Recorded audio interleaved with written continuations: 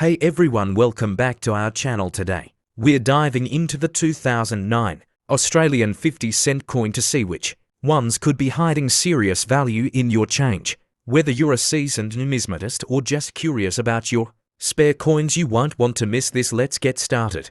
Welcome everyone to today's video where we dive deep into the fascinating world of Australian coins, and in particular, we are going to explore the 2009 Australian 50-cent coin, which has stirred interest among coin collectors and history enthusiasts alike. This coin may appear ordinary at first glance, but it carries unique characteristics and historical significance that make it stand out from the rest, and in this video, we will explore every angle from its design to its mintage to how much it might be worth today. Whether you are a collector or just someone curious about pocket change, you are in the right place, so sit back, relax, and let's get started on this numismatic journey into one of Australia's most iconic coins from the early 21st century. To begin with, the 50-cent coin in Australia is a familiar piece to anyone who has handled Aussie currency. It's dodecagonal or 12-sided and made from cupronickel, which is a combination of copper and nickel that gives it its signature silver color and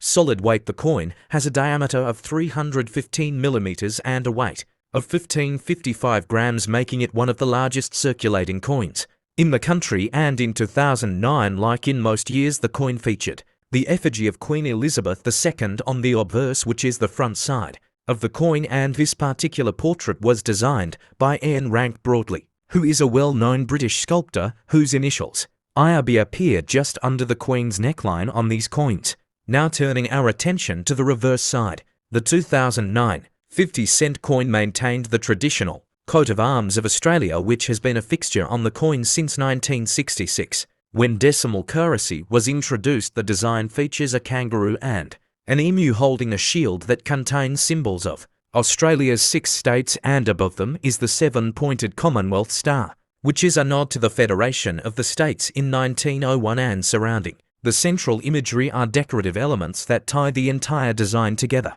in a distinctly Australian aesthetic. And while this design might not change frequently, it remains a powerful representation of national pride and identity. When we look at the mintage numbers, which refer to how many of these coins were produced in a given year, we find that in 2009, the Royal Australian Mint in Canberra produced a total of over 7 million 50-cent coins for circulation, which is a relatively low mintage compared to other years. For instance, in 2006 there were over 60 million of these coins minted, so the 2009 version stands out for its relative scarcity, and that scarcity can sometimes influence the value that collectors are willing to pay, especially if the coin is in uncirculated or proof condition, which means it was never used in everyday transactions and has a flawless or near flawless surface. Speaking of value, it's important to understand that the worth of any coin depends on several factors, including rarity, condition, demand, and whether there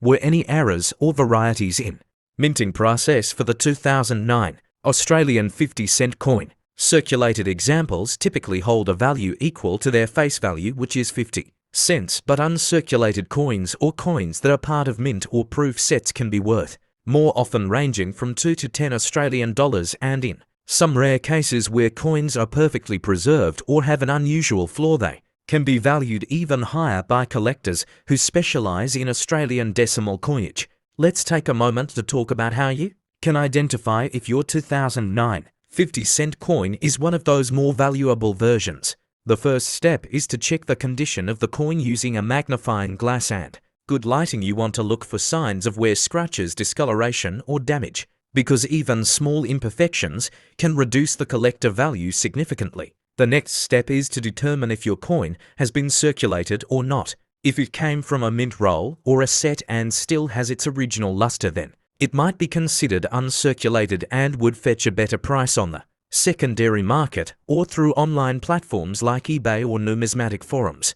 Another factor to keep in mind is error coins, and these are coins that were minted with a mistake, such as a double strike-off center design, clipped planchet, or a rotated die. These errors can happen occasionally, and when they do, collectors often pay a premium for them because of their uniqueness. However, error coins from 2009 are relatively rare when it comes to the 50-cent denomination, And if you do happen to find one, it would be wise to get it professionally appraised or graded by a service like PCGS or NGC, who can authenticate the error and assign it a grade that corresponds to its condition and market appeal. Now let's explore how the coin market and collector interest have evolved over the years and how that impacts coins like the 2009 Australian 50-cent piece. Coin collecting in Australia has grown steadily thanks to educational campaigns by the Royal Australian Mint and growing interest among younger generations and digital communities. Online marketplaces like eBay,